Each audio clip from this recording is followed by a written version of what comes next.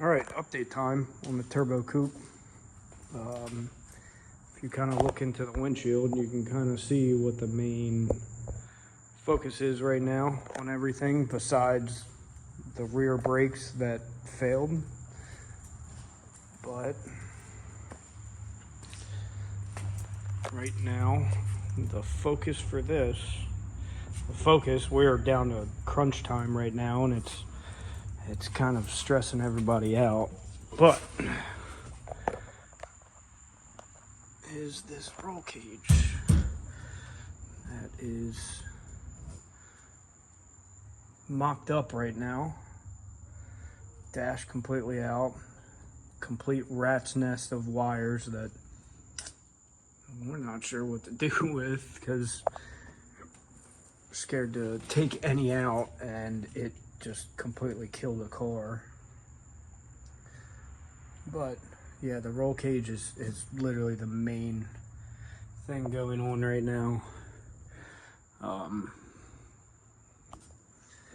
But nothing else. Seat mount is in, the seat is out. Sitting over there. And yeah, just the main focus. I cleaned up the cabin today, vacuumed, scraped a little bit more rubber out. Just to make it clean in here for doing this cage. This cage is the number one thing that one will get us to fail tech,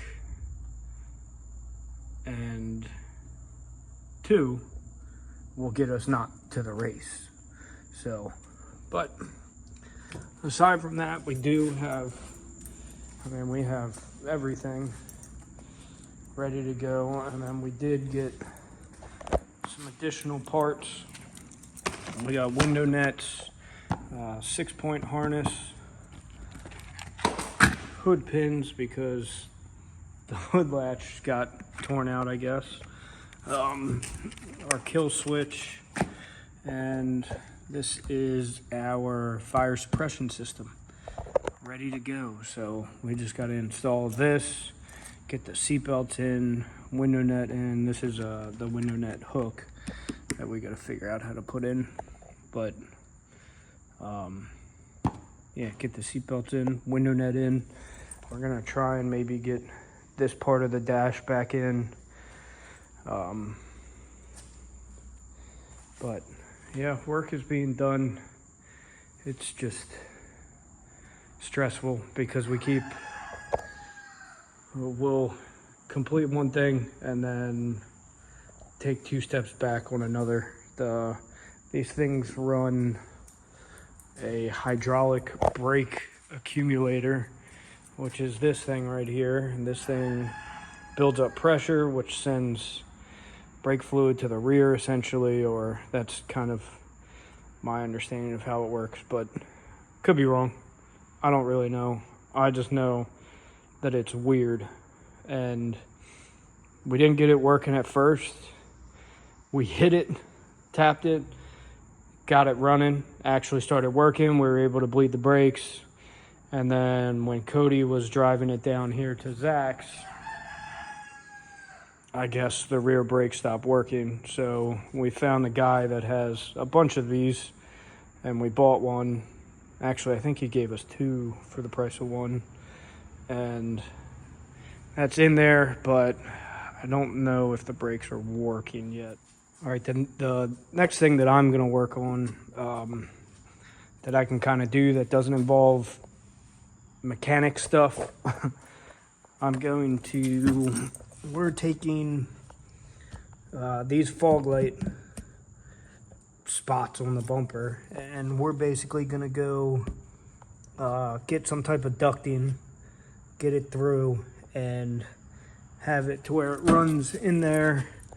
So it's gonna come out here, basically come around there, and then it'll come right through here, and we're gonna aim it basically at the hub assembly, hub brake assembly. Just have a big thing dumping ram air from the front of the car into the hub assembly to just get some sort of brake cooling and hub cooling. I saw somebody that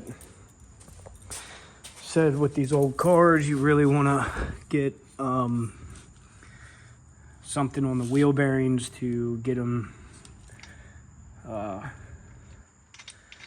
to stay cool, basically. But you can almost see right there that space in there, not the very bottom one, not this one, but this one up here is the fog light thing, and it's just going to be ducting going from there basically through there, and then it'll chill right at the back, and we'll hang it with some, you know, metal hangers, something like that, and it'll just go, you know, through there on both sides. And then the bottom here, you can see this grid right here. Try and put a little scoop underneath of it, something under there that will just kind of grab the air underneath here and suck it up, just to get air to the radiator from the bottom. And then I think we're going to be cutting a hole here, and then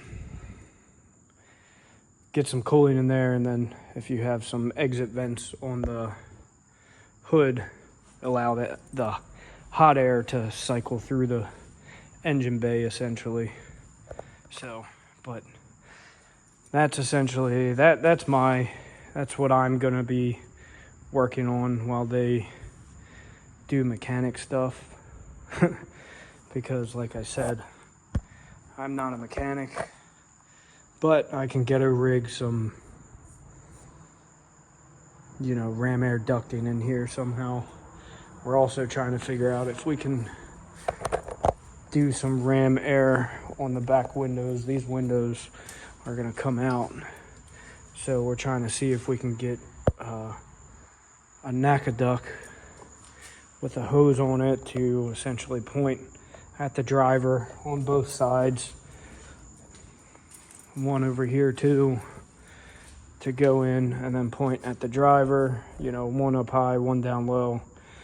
Then you got a little bit of cooling, and then we're also trying to figure out a way that we can get the defroster to stay in here, or if we need to just kind of jerry rig some sort of defroster to make sure if it is a cold day and there's heat getting in, you know, we're not fogging up the windshield and not being able to see. So yeah, so we're moving. I don't think we have very much left to do. It's just the things that are left to do are the big things. The fire suppression will pretty much sit right in the floor pan over there, and it'll have, you know, 2 nozzles going to the engine bay, and then you have, or 3 nozzles, and then you have a nozzle going into the cabin, you know, however you want to do it. The requirement is only to have 2 nozzles, one in cabin, one in engine bay. The one we got is a 4 nozzle fire suppression system, so figure that out. And then the master kill switch that we have to wire up to get it, you have to rev up to like 4,000 RPM, flip the master switch, and it has to completely shut down. If it doesn't, it will fail tech. So that's one of the next things we're gonna do. And once we get that big stuff done, then we can focus on, you know, the creature comfort stuff. We want to get a new steering wheel that isn't so, you know, flexible and flimsy. We want to get something that we can quick release out, quick release in, and is rigid. And we want to clean up all of that stuff. So yeah, but that's an update on the turbo coupe, the turbo chicken. Oh, we do have exhaust. It's been a while since I've been at the car. It's been summer, and it's been a busy summer for me. I feel like a piece of shit to the guys because I haven't been here for the past couple times that work's been being done. So That's why I'm putting in time now to try and clean up and do what I'm able to do. It's midway through August. We have basically September to get this car ready. We have to be entered by October 4th. Entry fee has to be paid, and then the race is the 25th and 26th of October. So we still have October to get it done, but we're worried about paying for the entry fee and then the car not being done, because I think it's a non-refundable fee. I don't know. There's got to be some type of leeway with that, because we're taking a car that sat for 10 plus years, and I mean, we're not the only ones doing it. Everybody else is taking a car that is a junker, and we're trying to get it track ready. It's not going to be fast at all by any means, but new suspension, some better tires, should be able to drive decently on a track. And the roll cage, I do think, is going to stiffen the chassis up some. So, but yeah, that's an update on the Turbo Chicken and the Turbo Chickens. So I'll upload this. I'm sure nobody's watching, but it's something for people to get an idea of lemons. If you're trying to do this, we're going to Summit Point October 25th, 26th. If you want to know how stressful this is and how it may be cheap cars, but it is not cheap at all to get the first car up and running.